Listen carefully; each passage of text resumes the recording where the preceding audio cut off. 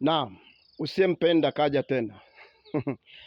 Nimekuja tena. Nina ujumbe ambao nataka nikuagize wewe ambaye utakuwa umefanikiwa kusoma au umefanikiwa kuona hii klipu. Ninakuagiza kwa neno la Bwana. Yes, ninakuagiza kwa neno la Bwana uende kuzungumza au kuongea na mwanamke wa Kikristo ambaye unamuona kabisa yupo kwenye hali ya masikitiko makubwa kwa sababu ya kuchelewa kuolewa. Huu ujumbe ndo nataka umpelekee, kama unanisikia vizuri na kama umenaniona. Yani huu ujumbe yani sio wa kwako, ujumbe ni wa mtu yule ambaye unamuona yuko kwenye masikitiko ya ndoa. Yeah, of course anasikitika kwa sababu hajaolewa, yani amekaa muda mrefu. Huu ujumbe ndo wa kwake.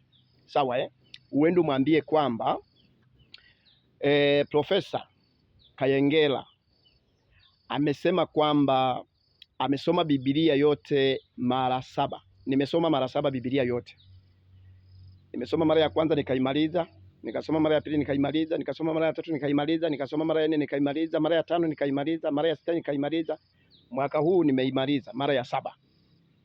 Sijawahi kuona mahali pamemkataza mwanamke wa Kikristo kwenda kuolewa kuwa mke wa pili au wa tatu.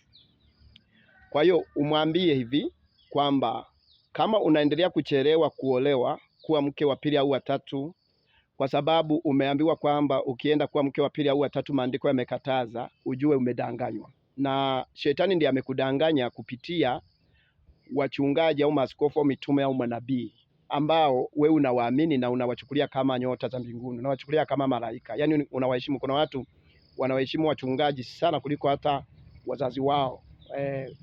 Wengine wanawaheshimu sana kuliko hata Mungu mwenyewe. Kwa hiyo mpelekee huu ujumbe. Tafadhali mpelekee huu ujumbe. Umwambie kwamba shetani amekudanganya. Sawa? Shetani amekudanganya na bahati mbaya sana. Umwambie kwamba na bahati mbaya sana umedanganyika. Umekaa muda huo wote hujaolewa. Na kuna watu wanakuja wanataka wakuoe, wengine wamekwambia kwa uwazi kabisa kwamba nataka uje uwe mke wa pili au wa tatu, ila tunaishi katika Kristo. Umesukumia mbali, umesema shindwa shetani, na wakati sio shetani. Kwa hiyo mwambie kwamba kinachosababisha wewe uchelewe kupata mume au uchelewe kuolewa kwa kweli wala sio shetani, ni wewe hujaamua kukubali ukweli. Na ukweli nao kuambia ni huu. Soma Biblia yako. Hatuendi mbali.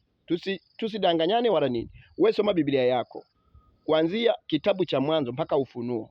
Ukiona kuna mahali mwanamke aliwahi kukatazwa kwenda kuolewa kuwa mke wa pili au wa tatu, uje uniambie, useme wewe mtumishi wa Mungu unapotosha. Lakini kama hujapaona, inabidi kubaliane na ukweli nao kuambia mimi.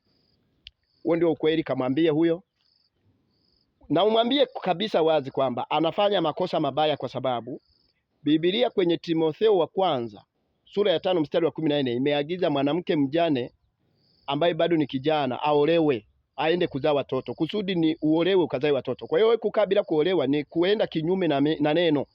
Ni dhambi kabisa, kama uzinzi wenyewe.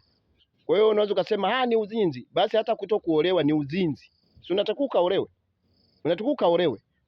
Hata kutokuolewa ni uzinzi. Yaani hata kutokuolewa ni dhambi. Kwa hiyo mwambie kabisa kwamba wewe unasema kwamba kwenda kuwa mke wa pili au wa tatu ni dhambi, basi pia kuna dhambi ya kutokuolewa. Sasa ndio hivyo, uchague. Kama ni dhambi, ni dhambi tu. Mwambie kwamba unatakiwa uende kuolewa.